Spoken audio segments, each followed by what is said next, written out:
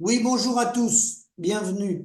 Alors, c'est un travail un peu pénible parce qu'à longueur de journée, à longueur de semaine, l'objectif n'est pas de revoir le modèle, l'objectif est d'arriver à mobiliser le plus possible des petits soldats pour apporter le minerai à tous les gens qui nous entourent et continuer de les faire vivre gracieusement. Donc, c'est de la désinformation à longueur de journée et là-dessus, le relais, il est fait par tout l'entourage agricole, hein, que ça soit la plupart malheureusement des centres de gestion, des chambres d'agriculture, des banques, du réseau bancaire, tout le monde, parce que tout le monde a intérêt pour préserver son emploi, préserver son activité, préserver ses marges. Ils ont intérêt à ce que le premier maillon qu'apporte le minerai, qui travaille tous les jours de l'année, là je fais ma vidéo, on est mercredi soir, donc demain c'est férié. Moi, je savais même pas que c'était férié, parce que demain, je savais que c'était jeudi, mais comme nous, on travaille tous les jours, on se rend même plus compte. On est complètement déconnecté du reste de la société. Et pour que les gens continuent à vivre gracieusement avec les week-ends et les avantages qui vont avec dans les entreprises, qu'ils soient bancaires ou autres, hein, ou le secteur tertiaire, peu importe, pour que ça continue, il faut que le premier maillon reste esclave. Il faut qu'il reste esclave. C'est important, ça permet de partager après le gâteau et de manger copieusement le gâteau si le premier maillon il n'est pas rémunéré. Alors, je vais faire cinq interventions rapides. La cinquième, c'est la conclusion, ce qu'aurait fallu faire et qu'il est trop tard pour beaucoup de domaines. Combien gagnent les agriculteurs bretons de leur métier? Alors j'ai vu ça passer, une étude qui a été faite, les chiffres remontent à 2020. Le revenu mensuel médian des agriculteurs et de leur ménage atteint 1960 euros, le revenu médian, hors revenu complémentaire, légèrement au-dessus des ménages agricoles français qui est de 1900 euros. Bon, ça c'est du mensonge pur et dur, je l'ai dit et répété. Il parle de bénéfices d'entreprise. C'est un bénéfice agricole qui est destiné à rémunérer les capitaux engagés, à réinvestir, à garder une marge de sécurité sur ce bénéfice, et ensuite on fait des prélèvements privés qui est notre rémunération du travail. Ils mélangent tout. Ils prennent le bénéfice de l'entreprise. Les gens qui travaillent au Crédit Agricole ou dans la coopérative, ils déclarent pas le bénéfice de l'entreprise, ils ont des salaires. Et sur leur salaire, ils vont pas repeindre les murs de l'entreprise avec leur salaire. Nous, avec notre bénéfice, on entretient notre exploitation. C'est destiné à entretenir notre exploitation, à rénover nos bâtiments. C'est un bénéfice d'entreprise. Ce n'est pas notre salaire. Ils mélangent salaire et bénéfice d'entreprise. Donc ça, c'est fait pour raconter des conneries et attirer des jeunes, des petits soldats, les cacher des réalités. Alors moi, ce que je peux vous dire, de sources sûres, de sources sûres, par les réseaux qu'on a, évidemment, de relations, vendeurs de matériel, assistantes sociales de la MSA, conseillers chambre d'agriculture, experts comptables, banquiers, peu importe, tous les gens qu'on côtoie, d'accord? Tous les jours, qu'on côtoie tous les jours, à travers le SAMU social agricole ou d'autres relations qu'on a politiques ou syndicales. Bon. La situation, elle n'a jamais été aussi grave. Et comme le disait un ami qui commerce du matériel agricole, la situation se dégrade de jour en jour, puisque des agriculteurs les appellent pour vendre, pour décapitaliser, pour vendre du matériel agricole pour se faire de la trésorerie, se débarrasser d'un tracteur ou autre pour se faire de la trésorerie. Parce que bien sûr, le réseau bancaire ne finance pas des trous, des prêts de trésorerie du moment qu'il y a un manque de rentabilité. Et ça, on peut les comprendre, parce que le problème, c'est le manque de rentabilité. Alors, dans le même temps, le brouhaha médiatique de mensonges continue. Alors, vous avez en lait, bien sûr, le lait n'a jamais été aussi cher. Alors, vous voyez des articles qui disent le lait est payé 500 euros la tonne, 50 centimes le litre. Mais c'est faux, totalement faux. Le prix de référence, ce qui compte, c'est le prix de référence.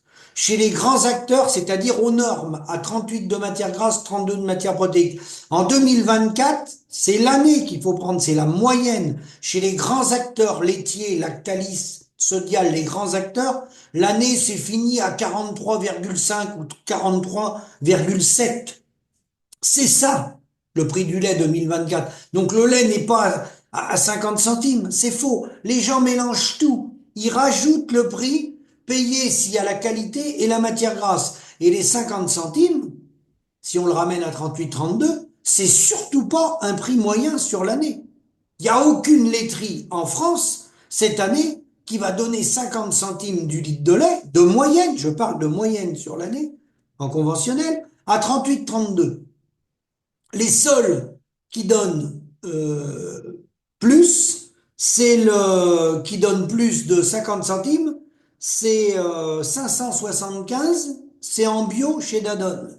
Et c'est une toute petite organisation de producteurs.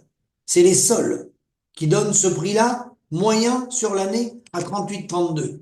Tous les autres sont bien en dessous, 500 de moyenne. Je parle au prix de référence. Voilà. Alors après, dans la désinformation, les articles que vous m'avez envoyés. Exceptionnel. Franchissement du prix du mouton. Le mouton dépasse, l'agneau dépasse 11 euros le kilo. Et ça bat des nouveaux records. En bovin viande, vache, de 4,50 à plus de 6 euros le kilo de carcasse. Du jamais vu. Des prix exceptionnels. Jamais atteints. Alors, une petite information. Vous irez voir dans les années 80-85, c'était payé en francs, les bovins. Vous convertissez le prix qu'elles se vendaient en euros.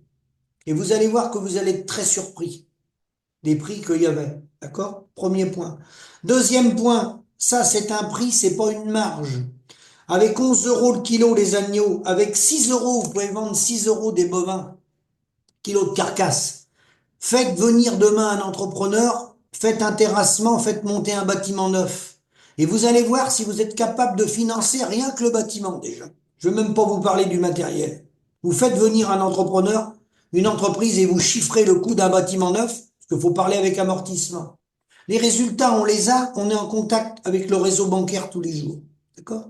La réalité, c'est qu'un bâtiment, il s'en est monté un il n'y a pas très longtemps, chez un copain qui m'a appelé en Normandie, il s'en monte pas beaucoup, des neufs, quelques-uns. 12 000 euros la place. 12 000 euros la place. Le banquier, il a mis ça sur 20 ans. Sur 20 ans. Sinon, ça passait pas. Et sur 20 ans, ça passe difficilement. Ils vont se priver toute leur vie. D'accord? Pour rembourser le bâtiment. Et les acteurs qui nous entourent, grande distribution industrielle, eux, ils amortissent sur 3 à 5 ans. Cherchez l'erreur. Et il autofinance une partie des chaînes lorsqu'il remonte une chaîne de fabrique. Il y en a toute une partie, plus de 50%, qui est autofinancée. Et nous, là, le bâtiment, faut le mettre sur 20 ans. Et il est probable que le copain en question, sur 20 ans, il n'arrive pas à le payer, alors il pourra avoir encore un délai pour rallonger. Et je précise, son bâtiment, ça passait pas sur 15 ans. Il est fait sur 20 ans par la banque, avec 45% de subvention. Avec 45% de subvention. Donc, vous voyez où on est. Plus l'aménagement intérieur, hein, également subventionné. Tout est subventionné. D'accord? Bon. Donc, tout est faussé. Donc, voilà la situation. Elle se dégrade de jour en jour. Les mensonges, bah, continuent, hein, parce que personne n'a intérêt à dire que ça marche pas. Parce que si vous dites la réalité des choses, tous ceux qui font le commerce, qui vendent des engrais, des phytos, des tracteurs, du service, bah, vous n'allez pas venir faire du commerce, vendre chez des agriculteurs si vous arrivez tout le moral dans les chaussettes en disant c'est une catastrophe, je sais pas si tu vas arriver à me payer ma semence, je sais pas si tu vas arriver à rembourser le tracteur, je ne sais pas si tu vas arriver à me payer ma comptabilité pour le comptable, etc., etc., les produits vétérinaires, mais c'est pas vendeur, ça. Voilà. Donc la vérité, elle va pas sortir. Bon. Et ça continue toujours. Attention à ce sujet, au PAT, projets alimentaires territoriaux qui sont des beaux projets où on reprend la main, on prend la facture. Il faut absolument que la facture soit reprise par les agriculteurs, surtout pas par un négoce privé ou par une coopérative. Hein. Parce que si le prix, le PAT, pour qu'il fonctionne avec les collectivités territoriales et les consommateurs, il faut que le prix soit fait par l'agriculteur. S'il y a un acte de transformation entre les deux, il faut incorporer notre coût de production dedans. Nous, il faut fixer notre prix. Si le prix n'est pas fixé, hein, certains m'ont appelé pour des légumes, hein, certains transforment, faut que ça soit transformé en choucroute, d'autres m'ont appelé euh, sur les pommes, faut passer par une calibreuse, donc il n'avait pas la calibreuse, ça passe par une coopérative, etc. À partir du moment qu'il y en a un entre les deux, et vous n'avez pas fixé votre prix au départ, c'est foutu. L'intermédiaire transformateur, l'acte de transformation qui va faire de calibrage ou autre, qu'il soit un abattoir, qu'il soit une laiterie, quel qu'il soit, il va vous ponctionner la marge. C'est foutu. Ça fait 40 ans que ça fonctionne comme ça, il n'y a pas de ruissellement. Donc ça, on le sait, ça fonctionnera que si on a une gestion des volumes et c'est nous qui reprenons notre facture en main et ne pas laisser la facture aux gens qui ont pillé les paysans, qui est l'industrie agroalimentaire, coopérative comme privée. D'accord? Ensuite, ensuite, à la fin, je vais vous dire pourquoi on en est là et quelle aurait été une solution qui est encore possible à réaliser. Mais entre-temps, il y a eu des morts et pour beaucoup de domaines, il va être trop tard parce que les filières elles sont effondrées. D'accord? Je pense au lapin où c'est une filière qui va carrément disparaître et malgré ça, ils cherchent encore à piéger des jeunes pour les installer en lapin. Écoutez, c'est tout simple, hein. Vous demandez, vous faites une analyse très précise, vous demandez les comptabilités de celui qui veut vendre ses bâtiments à lapin. S'il est honnête, si vous faites une expertise comptable approfondie sur 5 à 10 ans, vous allez voir qu'il a mangé des patates, le gars. Hein. Il sait surtout pas prélever le SMIC avec amortissement. Surtout pas. Et même sans amortissement, il n'arrive plus à se payer, les gars. Voilà la réalité. Malheureusement, c'est pareil en volaille. Merci au producteur de volaille qui m'a appelé, hein, qui avec amortissement, il lui reste plus rien pour vivre. Le technicien lui a dit, t'as au moins un avantage, tu fais de la grande culture. Le fumier de volaille, c'est une très bonne fumure. Ça enrichit tes terres pour faire de la grande culture, ce qui est vrai. C'est un amendement extraordinaire, le fumier de volaille, pour faire des céréales. Mais s'il faut monter des bâtiments à volaille pour qu'il reste en bénéfice que le fumier et fournir les volailles au groupe LDC gratuitement, ça suffit les conneries. Ça suffit les conneries. Dernier point, avant que j'arrive à ma conclusion. Une chose très importante qui se joue dans les négociations en ce moment. Vous avez la PAC. Vous savez que les agriculteurs ont un budget de la PAC qui vient de l'Europe, qui est financé par la France, qui passe par l'Europe et qui revient sur les États membres.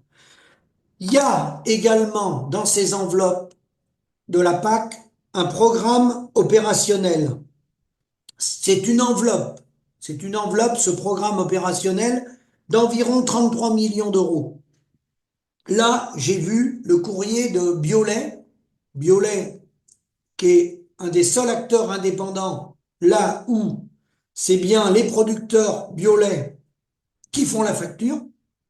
Le problème, c'est que c'est un GIE, et comme il n'y a pas eu de solidarité, les industriels ont tout fait pour tuer les GIE, parce que c'est l'équivalent d'un GIE, Biolay, même si c'est sous une forme de SAS, c'est un GIE, et bien sûr les industriels ne veulent pas que les paysans reprennent leur facture, et Biolay demande, puisqu'ils ont une collecte nationale, pour laisser personne sur la route, au bord de la route, au niveau national, les producteurs qui souhaitent faire du bio, Biolay a une collecte nationale. Il ramasse le lait dans 74 départements. Vous voyez, c'est énorme. Il demande dans cette enveloppe de 33 millions d'euros, il demande 8 millions d'euros. Voilà. Pour venir en aide à cette filière bio qui a été massacrée pour des raisons politiques. Pour des raisons politiques. Je rappelle que dans cette enveloppe, la filière végétale capte environ entre 15 et 22 millions d'euros.